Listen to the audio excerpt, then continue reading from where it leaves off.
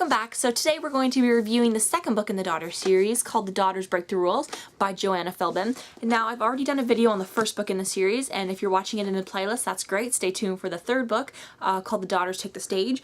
But if you're not, there will be a link down to the playlist down below, and this is the second book in the series. So you will find the first, third, and the fourth book when I eventually read it down in this playlist. So let's get into this book. So this one follows the life of a character named Karina Jurgensen, and like I said in my first video about the Daughter series, it's about three best friends, Lizzie Summers, Karina Jurgensen, and Hudson Jones, and this one again follows the life of Karina Jurgensen. Now her father is a rich business billionaire, obviously because he's rich, he's obviously a billionaire, and they all live in New York City, which I did mention in the first video.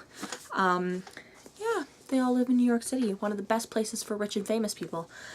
So her father wants her to join the business, but she has no interest in it. Really, she doesn't want to do it. It's like being pressured into a life of following the stereotype of what your parents do. And in the first book they follow that too, because Lizzie is kind of being pressured into her mom's business, but she doesn't want to do that. She wants to do something else, not what her mom's doing. But Karina does not want to join the business at all and has done tons of stuff to mess up her father's life. And in the first book, she mentions stuff about how she has to get like a little internship at her father's work, but I don't know. I don't even know how to explain it. She just hates working there and finds out like secrets about him, about how he has this charity fundraiser called Jurgens Land or something like that. And he made $3 million but only claimed $2 million and donated it to charity. And so she found out about that extra $1 million and released it to the public. And then in the first book, he like took her away to California. And then you pick up right off at the very end where she's like, help, I'm going to Cali, I'm being shipped off. So at the very beginning, she is on her way to California and he's sending her to a boarding school there, but she doesn't want to go, and her parents are divorced. Her mom lives in like Maui and like Hawaii while they live in New York City. Obviously because he's like a billionaire, he kind of controls how their situation works. But one of her friends, Lizzie, says to Hudson or whatever, they don't actually talk about this, but they call Karina's mother, whose lawyer gets sent over to their hotel, and says that you're not allowed to relocate Karina without the mother's permission, and because they didn't have her permission, she's not relocated. So she's sent back to New York City to live the life of the unfamous and the unrich. She is not rich. She gets kind of like disinherited or whatever. She gets cut off, that's the word I'm looking for, from her father. She has $20 a week to live off of, that's her allowance. No more credit cards, no more iPhone. She gets like they say it's like a Nokia, I think that's how you say it, that one of those old phones, like a flip phone, and yeah, they make fun of it in the book, which is kind of funny because I remember having a phone exactly like that. So she has that phone, and she gets like a Metro card, like the subway card. And from what I remember from my New York City trip, Metro isn't that bad.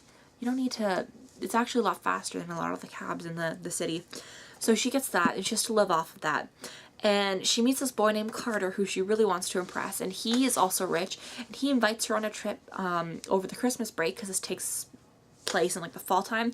He invites her to a trip to the Alps, I believe, to go skiing over the Christmas break.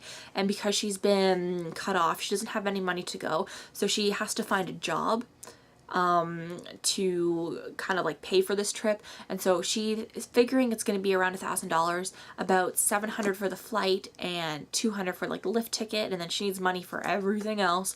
So yeah, she has to find a job. And after she cannot find a job, she runs into a girl named Ava, and Ava's introduced in the first book. She's kind of like a bully.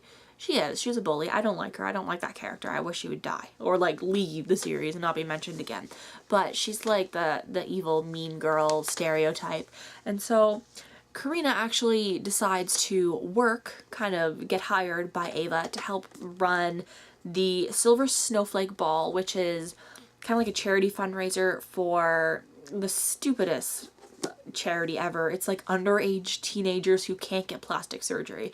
That's what the little charity is. And so she ends up getting paid, and she's getting paid like $1,000 to do this. And to make a long story short, she can't get all of the big name people and companies to come do, like, sponsor their little dance for free because of her dad's name. So she ends up doing most of it herself, and then learns the big life lesson that you don't need money to live happily. And so she's able to live off $20 a week. And her dad finds out, and he's like, oh, okay. And they go through fights in the book. And at the very end, they all kiss and make up. And Karina's fired from her little job because Ava found out that everything's not okay and she's not getting the best of everything, and Karina's actually making everything herself. But in the end, Ava's party that she's planning herself for the Silver Snowflake Ball, because Karina's fired, is a total, it's like bombing. And so Karina comes in, saves the day. Her father helps get like 300 cupcakes, and everybody is happy dandy and happily ever after at the very end.